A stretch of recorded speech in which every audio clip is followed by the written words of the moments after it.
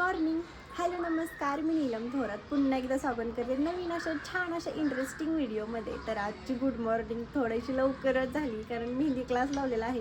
त्याच्या फार थोड्याशा अशा डिझाईन वगैरे काढायच्या होत्या, त्या काढून घेतल्या.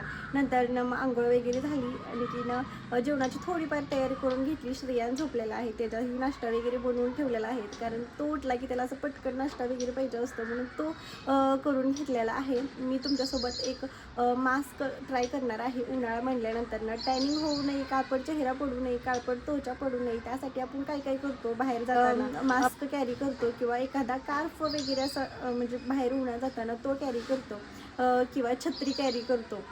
नंतर हाताची काळजी घेण्यासाठी आपण स्लीवचे वगैरे कपडे वगैरे घालतो. तर त्याची काळजी न करता मी तुमच्यासोबत असा एक मास्क ट्राय करणार आहे. मी स्वतः ट्राय केलेला आहे, त्याचा 100% रिझल्ट आहे. एकदा ट्राय केला, म्हणलं चला छान आहे तर तुमच्यासोबत ही शेअर करावा, म्हणून तुमच्यासोबत ही शेअर करणार आहे.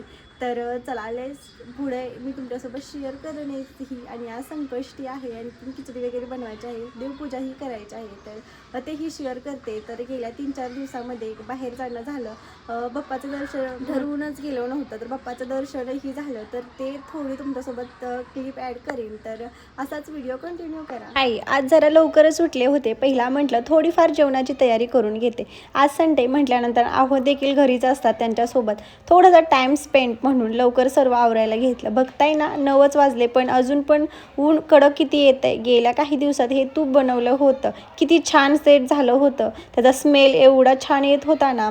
तुपातला श्रेयाश्री शिरा बनवायला घेतला आणि तो उठला ना, त्याला पहिलं काही ना काही खाण्यासाठी हवं असतं, मग ते बनवून ठेवते तो उठायच्या आधीगर काहीतरी. मग देवपूजा करून घेतली. जोपर्यंत देवपूजा करत नाही ना तोपर्यंत काय दिवसाची सुरुवात झाल्यासारखी वाटत नाही. मग देवपूजा करून घेतली तेव्हाच पॉझिटिव्ह असं फील होतं.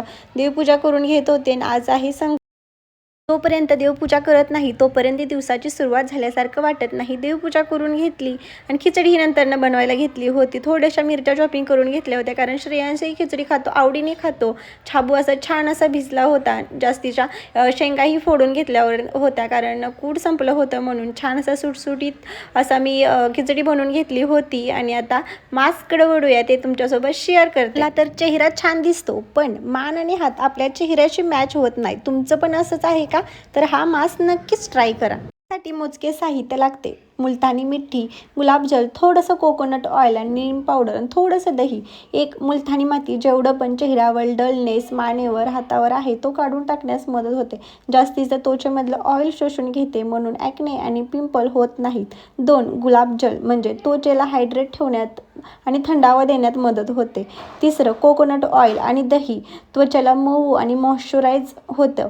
आणखीन 4 म्हणजे बॅक्टेरियल अँटी फंगल हे गुणधर्म आहेत, त्यामुळे ॲक्ने पिंपल हातापायाला जो डलनेस असतो ना त्याला टॅनिंग म्हणतात, ते होण्यास दूर होते. तुमच्या अकॉर्डिंग कमी जास्त करू शकता. सर्व हाताला पायाला मानेला लावून घेतल्यानंतर 10 मिनिटे तसेच ठेवायचे आहे आणि हे सर्व मिश्रण गुलाब जेलमध्ये मिक्स करून घ्यायचं आहे.